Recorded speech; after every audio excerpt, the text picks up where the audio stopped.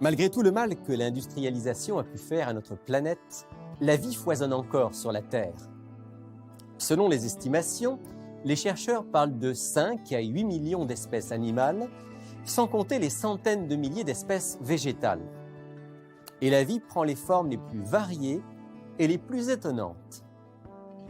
Selon la théorie de l'évolution des espèces développée par Darwin et ses successeurs, toutes ces formes de vie auraient pour ancêtre une seule cellule primitive, qui se serait diversifiée par hasard et par des causes purement matérielles au fil des millénaires et des millions d'années. Mais cette théorie si largement répandue est-elle crédible ?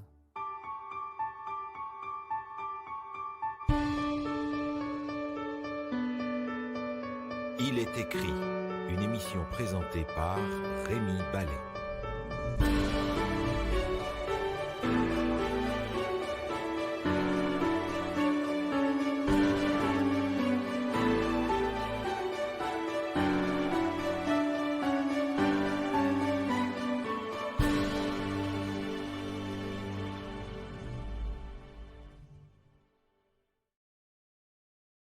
Je retrouve aujourd'hui l'équipe d'Harmonie Science et Foi avec qui j'ai commencé la semaine dernière une réflexion sur la science et la foi, l'existence d'un créateur, d'un concepteur. Aujourd'hui, nous parlons de la théorie de l'évolution. Est-elle crédible ? Bonjour à vous. Bonjour. Bonjour. Merci d'être revenu. Alors, quand on parle de théorie de l'évolution, est-ce qu'on peut déjà un petit peu expliquer de quoi il s'agit? Bon, on en entend parler à l'école, les médias en parlent, mais quels sont les piliers de la théorie de l'évolution? En fait, quand on parle de la théorie de l'évolution, donc la macroévolution, qu'il s'agisse de la théorie darwinienne ou de sa version plus moderne, le néo-darwinisme, l'hypothèse principale qui est présentée, c'est que des mutations génétiques se seraient produites au hasard et les favorables donc, auraient été triés par la sélection naturelle donc, pour produire les millions d'espèces qu'on connaît aujourd'hui, et cela en partant donc d'une cellule primaire, la première forme de vie qui est apparue. On serait parti d'une petite cellule, puis ensuite ça se serait développé. Alors les mutations, c'est ça un petit peu le point de départ, des mutations au hasard? Oui, donc une mutation en génétique est définie comme étant une erreur de réplication donc, de l'ADN. Ce que ça veut dire, c'est que quand nos cellules se divisent pour donner naissance à deux cellules filles, la cellule va faire une copie conforme de la molécule d'ADN qu'elle contient pour pouvoir donner donc, un exemplaire à chacune des deux cellules filles. Cette copie, dans le meilleur des mondes, doit être conforme à l'original, mais il se produit malheureusement parfois des erreurs, et ce sont ces erreurs-là qu'on va appeler des mutations génétiques. Mais alors, Jean-Robert, vous parlez de mutations comme d'erreurs. Ça ne sonne pas très positif, ça. Comment est-ce qu'on pourrait comprendre, alors que des mutations aient permis tant de transformations pour faire un monde du vivant aussi diversifié qu'aujourd'hui? En fait, les termes, vous avez entièrement raison, les principaux termes qui sont utilisés pour désigner les mutations, c'est les termes erreur, accident, anomalie, imperfection. Mais maintenant, on nous dit que il s'est produit quand même des favorables. Et ce sont ces mutations favorables-là qui auraient été triées par la sélection naturelle. Et malheureusement, si on fait une petite recherche bibliographique aujourd'hui, même sur Google, on tape mutation favorable, je ne suis pas sûr qu'on va trouver grand-chose parce que les mutations favorables ne sont pas légion, je pourrais dire. On ne les pour ne pas constate dire pas. qu'il n'y en a pas du tout. Donc, on ne peut pas aujourd'hui en constater, en tout cas, qui attesterait de ce phénomène. C'est ça. Juste en deux mots, la sélection naturelle, ça consiste à dire que les bonnes mutations vont être retenues, les autres vont être éliminées? C'est ça. Donc, en fait, Charles Darwin a bâti sa théorie de la sélection naturelle en se basant sur ce qui se passe en sélection artificielle, donc chez les animaux d'élevage. Donc, lui, il dit que les éleveurs ou les généticiens vont utiliser les variations qui se produisent chez les animaux pour leur permettre d'améliorer les animaux d'élevage. Et en fait, aujourd'hui, en amélioration génétique, on a pu produire des miracles grâce à la sélection artificielle. Si on prend les vaches, on prend les poulets, on prend les poules pondeuses, on produit aussi des animaux qui sont extrêmement performants. Mais la seule chose qu'on ne nous dit pas, c'est que avec la sélection artificielle, on arrive à produire de nouvelles races, de nouvelles variétés des lignées ou même des souches à l'intérieur des espèces. On ne dépasse pas la frontière de l'espèce. Et l'analogie qu'on fait avec la sélection artificielle ne fonctionnerait pas pour la sélection naturelle. La sélection naturelle ne pourrait pas produire donc de nouvelles espèces. Ça ne tient pas parce que vous nous dites, Jean-Robert, que c'est à l'intérieur de l'espèce. Or, la théorie de l'évolution implique qu'on passe d'une espèce à une autre, d'une classe à une autre, d'un ordre à un autre. C'est ça. Et là, il y a des bonds énormes. C'est ça. Alors, je sais qu'en préparant l'émission, vous me disiez, il y a des transitions impossibles, en fait, même à conceptualiser, à imaginer. Donnez-nous quelques exemples. Un exemple pertinent qu'on pourrait citer, c'est par exemple le passage de la vie aquatique à la vie terrestre. Il y a plusieurs... Parce qu'on pense que la vie a commencé dans l'eau. Oui, la vie a commencé dans l'eau et il y a environ, si je ne me trompe pas, environ 400 millions d'années, donc la vie donc, aurait quitté les océans pour venir donc, sur la terre ferme. Donc, plusieurs formes transitoires ont été proposées à date, mais la plus récente, c'est une découverte qui a été faite en 2004 sur l'île d'Ellesmere, donc au Nunavut, ici au Canada, par une équipe de l'Université de Chicago. Donc, ils ont découvert donc, le fossile d'un poisson qu'ils ont dénommé Tiktaalik. Tiktaalik, c'est un poisson qui avait une tête plate avec des yeux haut placés et l'équipe a avancé comme hypothèse que ce poisson avait quelque chose, probablement donc des structures qui ressemblaient à des pattes, qui lui permettaient donc de sortir la tête de l'eau. En fait, ce qui est intéressant aussi, c'est que comment est-ce que Tiktaalik a décidé un beau jour de quitter les océans? Ce que le professeur Neil Shorby nous explique, il dit qu'il y avait aussi beaucoup de prédation dans le milieu de vie de Tiktaalik, et Tiktaalik avait deux choix. Ou bien il grossit, ou bien il quitte les océans. Donc, il a choisi la deuxième option. Il s'est dit, je sors. Il a décidé de quitter les océans pour venir s'aventurer sur la terre ferme. Maintenant, la question qu'on peut se poser, comment est-ce que des erreurs génétiques peuvent permettre à un poisson, donc du jour au lendemain, de s'adapter parfaitement à la vie terrestre, c'est-à-dire de pouvoir transformer ses nageoires en pattes, de pouvoir transformer ses branchies, donc l'organe respiratoire, donc en poumons, et plein d'autres structures, parce que souvent, quand on trouve des fossiles, les fossiles, c'est des squelettes qu'on trouve. Mais ce qui se passe au niveau des tissus mous, donc des différents organes, est encore beaucoup plus complexe. Et quand on prend le temps d'analyser donc les tissus mous, on réalise que le nombre de formes transitoires entre un groupe d'animaux et un autre groupe est énorme. Pour passer d'un organisme qui vit dans l'eau à un organisme terrestre, il faut une infinité de transformations. C'est la même chose d'ailleurs dans le fameux passage du reptile aux oiseaux. Effectivement. On nous dit par exemple que les premiers reptiles qui se seraient transformés en oiseaux, donc à un moment donné, donc, ont vu pousser des plumes sur leurs pattes avant, et ces plumes-là se grossissaient donc, au fur et à mesure pour permettre à ces animaux d'avoir un vol plané et finalement un vol propulsé. Mais je vais rapidement citer quelques différences entre un reptile et un oiseau, et on va voir que des erreurs génétiques, une fois de plus, ne peuvent pas produire ces miracles-là. Par exemple, un reptile est un animal à 100 fois, c'est-à-dire que la température est variable, la température dépend du milieu. Un oiseau est un animal à sang chaud, donc la température est constante, et cette température, la température donc, du corps de l'oiseau est contrôlée, régulée par un système de thermostat extrêmement compliqué qui implique différents grands systèmes, donc le système nerveux, le système respiratoire. Et on ne voit pas comment on pourrait passer d'un système à sang froid, système à sang chaud. C'est ça. Ça prendrait ce qu'on appelle, par exemple, ce qu'on appelle des mutations coopératrices qui permettraient hypothétiquement à plusieurs systèmes d'évoluer, de se transformer simultanément. Donc des miracles. Des miracles. Et pour des phénomènes qui se produisent au hasard, on ne peut pas s'attendre à ces miracles-là.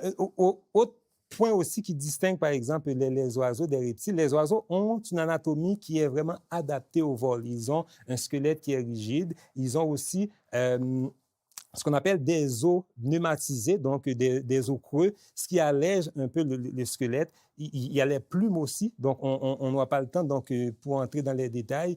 Les oiseaux ont aussi C'est le squelette fixe aussi. Ben, le squelette fixe, donc un squelette rigide, donc comme la cabine d'un avion. Système respiratoire des reptiles et des oiseaux est complètement différent. C'est complètement différent. Les oiseaux, par exemple, étant donné que le squelette est plus rigide, donc ils ont une moins bonne capacité pulmonaire que nous, par exemple. Mais par contre, les poumons vont être aidés par un ensemble de petites poches qu'on retrouve un petit peu partout sur le corps de l'animal qu'on appelle des sacs aériens. Donc, à l'inspiration, les sacs aériens vont se remplir d'air pour permettre un apport suffisant d'oxygène, donc justement pour le vol propulsé. Donc, c'est tout un ensemble de mécanismes. C'est magnifiquement bien fait, mais le passage d'un à l'autre semble complètement impossible. Exact. Par des mutations génétiques, c'est scientifiquement impossible. Je n'ai pas peur de le dire. Les pectoraux aussi sont très développés dans le cas des oiseaux. Le système également, le système de coordination, c'est le système nerveux qui est le pilote automate. C'est ça. Justement, on rapporte aussi que le cervelet d'un oiseau, par exemple, qui est responsable de la coordination et de l'équilibre, est beaucoup plus développé proportionnellement que tous les autres vertébrés. Tout ça, c'est en vue donc du vol propulsé. Donc là, on voit, il y a comme un projet, un dessin intelligent. Exact. Bien qu'on fasse très, très souvent la filiation entre les singes et les hommes, Michel, il y a des sérieuses objections au fait que nous soyons simplement des singes mutants. Oui, effectivement. Lorsqu'on passe du singe à l'homme, donc le passage du singe à l'homme, comment expliquer la disparition des poils?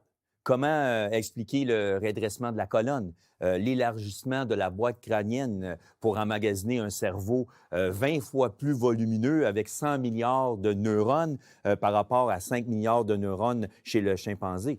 Comment expliquer le rétrécissement des membres supérieurs et la transformation des membres inférieurs d'un organisme quadrumane, c'est-à-dire à 4 mains, à un organisme bipède à 2 pieds comme l'être humain? Alors maintenant, il y a une question qui se pose. Parce qu'on peut dire, comme on vient de le dire, on ne voit pas comment ces transitions ont pu se faire entre les espèces, les ordres, etc. Mais ça a eu lieu parce qu'on le trouve dans le registre fossile. Est-ce que c'est le cas? Non. Pourquoi? On va l'expliquer. Les chaînons manquants et les hommes singes créés par l'évolution, pourquoi sont-ils nombreux? Pourquoi ne sont-ils pas nombreux dans le registre fossile?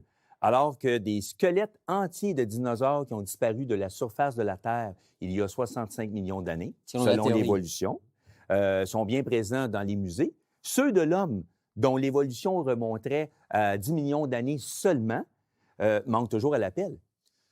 Tout ce que nous disposons, ce sont des fragments osseux, habilement reconstitués de manière frauduleuse pour les présenter comme des prétendus hommes-singes qui auraient réellement vécu sur la Terre. Maintenant, ça, c'est pour les fossiles humains. Oui. Et bien, les autres fossiles, est-ce que là, on aurait une infinité d'éléments transitoires? Bon. Est-ce que le registre fossile apporte des preuves de l'évolution? Les animaux nous apparaissent déjà formés sans histoire évolutionnaire. Et on a même découvert des tissus mous et des globules rouges dans des fossiles de dinosaures qui laissent présumer un âge beaucoup plus récent que les millions d'années avancées par l'évolution. Je peux vous mentionner 2 citations de Charles Darwin et de Richard Dawkins. Alors, on va commencer avec Charles Darwin dans L'origine des espèces, qui dit ceci concernant le registre fossile. Pourquoi voit-on encore des groupes entiers d'espèces voisines qui semblent, apparemment souvent fausses, il est vrai, avoir subitement surgi dans les étapes géologiques successives?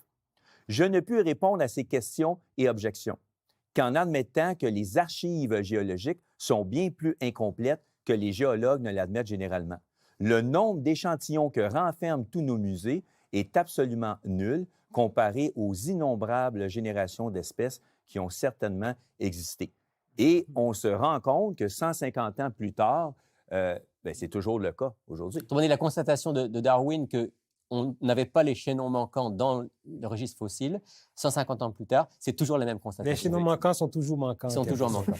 Et je peux mentionner l'autre citation de Richard Dawkins, toujours concernant le registre fossile. Si nous voulons savoir à quoi ressemblaient nos ancêtres Les fossiles sont notre principal espoir et nous en trouvons plusieurs dans un état d'évolution avancée. La toute première fois qu'ils apparaissent, c'est comme s'ils étaient juste plantés là, sans histoire évolutionnaire. Inutile de dire que cette apparition soudaine apparente ravit les créationnistes. Donc, nous Richard ravit, Dawkins oui. lui-même, qui est un évolutionniste confirmé, dit que le registre fossile ne nous apporte pas la preuve de cette évolution. Merci Michel. Daniel, une question concernant ce qu'on appelle la complexité irréductible. Ceux qui sont un petit peu en opposition avec la théorie de l'évolution ces dernières années ont beaucoup parlé de cette complexité irréductible. De quoi s'agit-il? Ben, tout d'abord, ils ont raison de parler beaucoup parce que c'est un petit pépin qui fait basculer tout l'échafaudage magnifique de la théorie de l'évolution, en guillemets. Pourquoi? Imaginez, je vais partir avec une image pour familiariser un peu le concept. Tout d'abord, prenez l'image d'un piège à souris. Donc, on parle quasiment d'un système à 5 éléments, avec le but d'attraper le petit souris. Si vous enlevez une seule composante, donc le piège devient non fonctionnel. Ce que ça veut dire que les 5 éléments, ce sont les éléments critiques du système. C'est la même chose dans le système, dans tous les systèmes vivants. Un chercheur au nom de Michael Behe, a fait l'observation au niveau du système de propulsion des micro-organismes. Le flagelle bactérien est un sous-ensemble d'à peu près 40 protéines qui sont constituées pour devenir une espèce d'hélice qui va permettre de se propulser. Oui, puis le moteur, c'est l'une des plus performants qui existent. Le problème que la complexité irréductible présente, surtout dans le cas de ce système, c'est qu'on ne peut pas avoir des éléments transitoires. Donc, soit on a tous les éléments fonctionnels pour que en ça place fonctionne. d'un coup, ou bien on a un système de propulsion non fonctionnel. Ce que ça donne dans la vraie vie, c'est une grosse chose à traîner. Donc, étant non fonctionnel, selon la théorie d'évolution, il devrait être éliminé. Donc, on se retrouve dans un cercle vicieux avec ça. Ce qui est le plus formidable de tout cela, ce n'est pas les 40 protéines qui constituent ce magnifique système de propulsion, mais la séquence de construction. C'est organisé de manière très précise. Très précise et fabuleusement géniale, parce qu'on parle d'une construction de l'intérieur qui s'en va vers l'extérieur dans une petite canal de 2 microns où on envoie les protéines qui s'enchaînent de manière précise et formidablement vite. Donc dire que tout cela a eu assez de temps et de périodes transitoires, c'est un peu trop à dire. Et il y a derrière, clairement, il y a eu un design, il y a eu un projet, il y a eu une conception. C'est plus facile à penser de ces manières que de tout inventer. C'est plus logique. C'est plus logique. Est-ce qu'on a d'autres exemples? Je sais qu'il y en a des centaines, probablement des milliers. D'autres exemples frappants qu'on pourrait partager avec les auditeurs de ces systèmes complexes et de cette interdépendance des systèmes? Bon, par exemple, on peut prendre l'œil. L'œil humain est un organe très complexe. L'œil reçoit la lumière. La lumière est transmise par un ensemble de systèmes de milieux transparents et de lentilles pour arriver à une membrane qu'on appelle la rétine et un endroit bien précis de cette rétine. Et à cet endroit-là, on retrouve un certain nombre de cellules nerveuses qui vont transformer la lumière en quelque chose de compréhensible pour le cerveau, qui est l'influx nerveux. Et l'influx nerveux est transmis ensuite le long d'un nerf qu'on appelle le nerf optique pour se rendre jusqu'au cerveau où l'influx nerveux sera analysé et interprété. Alors, pour que l'œil soit fonctionnel, il faut que toutes ces structures soient bien coordonnées et agissant en même temps. Il suffit qu'il y ait une anomalie ou un dérèglement au niveau de la transmission de la lumière, de la réception de la lumière, de la transformation de la lumière en influx nerveux, au niveau de la transmission de l'influx nerveux ou encore au niveau de l'interprétation de l'influx nerveux, que l'œil ne soit pas fonctionnel. On enlève un élément et de ça ne vision. fonctionne plus. Et on comprend pourquoi Darwin disait que quand il réfléchissait à sa théorie et à l'œil, si je me souviens bien, il disait qu'il en avait la fièvre, parce que ça lui semblait presque une contradiction de sa théorie. Effectivement. Et concernant l'interdépendance des systèmes, on peut prendre aussi le cas de l'être humain, qui est l'organisme le plus complexe qu'il y a sur Terre. On peut partir d'une réaction chimique de base qu'on retrouve dans toutes les cellules de tout organisme vivant, qui est la réaction de la combustion cellulaire. Alors, pour faire la réaction de la combustion cellulaire, on a besoin d'oxygène, de nutriments pour produire de l'énergie et malheureusement des déchets qui vont être produits, comme le gaz carbonique et l'urine, qui doivent être évacués à l'extérieur du corps humain. Cette réaction de combustion cellulaire à l'intérieur de chaque cellule de notre corps ne peut se faire sans l'intervention du système circulatoire sanguin, qui doit apporter oxygène et nutriments aux cellules en vue de la combustion cellulaire. Le système circulatoire sanguin ne peut pas se faire sans l'intervention du système digestif, qui apporte les nutriments nécessaires aux cellules. Le système circulatoire sanguin ne peut se faire sans le système respiratoire, qui apporte l'oxygène à travers les poumons via le sang pour se rendre jusqu'aux cellules, et en même temps se débarrasser du gaz carbonique qui va être évacué à l'extérieur des poumons, à l'extérieur du corps. Donc, le système circulatoire sanguin ne peut se faire sans la présence du système excréteur rénal, qui doit filtrer l'urée, qui est un déchet que j'ai mentionné tantôt provenant de la combustion cellulaire, qui doit voyager dans le sang et être filtré par les reins pour se transformer en urine à l'extérieur du corps. Et le système circulatoire sanguin ne peut pas se faire sans la présence du système osseux, parce que c'est à l'intérieur de la moelle osseuse des os longs qu'on fabrique les cellules sanguines. Le système circulatoire sanguin ne peut pas se faire non plus sans la présence du système musculaire, parce que lorsque le sang part des membres inférieurs pour revenir au cœur, il doit combattre la gravité et il faut la contraction des muscles des jambes. Pression, hein. Et voilà, pour emmener le sang au cœur. Le système circulatoire sanguin ne peut pas se faire sans la présence du système nerveux, parce que c'est le système nerveux qui va permettre d'augmenter ou de diminuer le rythme cardiaque. Et on pourrait dire même que le système lymphatique où baignent toutes les cellules du corps ne peut pas se faire sans la présence du système circulatoire sanguin, parce que la lymphe doit quitter le sang pour baigner les cellules du corps dans le milieu interstitiel. Et les globules blancs doivent traverser la paroi des vaisseaux sanguins pour aller détruire les microbes dans le milieu. Alors, on voit que tous ces systèmes sont interdépendants les uns les autres. Il a fallu que tout ça y soit en même temps, ou sinon ça ne pouvait pas fonctionner. Et voilà, il suffit qu'il y ait une anomalie ou un dérèglement au niveau de ces systèmes, que l'organisme ne soit pas fonctionnel ou il y a des maladies comme conséquence. Donc, c'est impossible. C'est impossible que tous ces systèmes aient évolué grâce à des mutations, parce qu'il faut que tous ces systèmes soient présents en place et agissant de façon simultanée, de façon coordonnée, pour que l'organisme soit fonctionnel. Merci de ces précisions qui nous rappellent que, eh bien oui, il doit y avoir un concepteur, il doit y avoir un dessin intelligent, comme on dit aujourd'hui. Jean-Robert, en terminant cette émission, si on devait dire pourquoi on peut logiquement croire à un concepteur plutôt qu'à la théorie de l'évolution par hasard, si on résume? Très brièvement, en 4 points, on peut dire que la macroévolution ne respecte pas la démarche scientifique. 1, elle n'a pas été observée. 2, on ne peut pas la reproduire en laboratoire. On ne peut pas transformer une espèce en une autre aujourd'hui.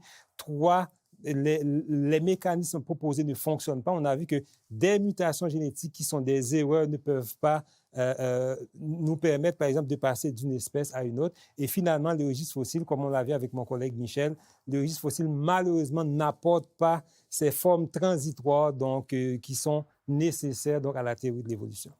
Merci à tous les trois d'avoir éclairé notre lanterne aujourd'hui. À bientôt pour une prochaine émission. Merci.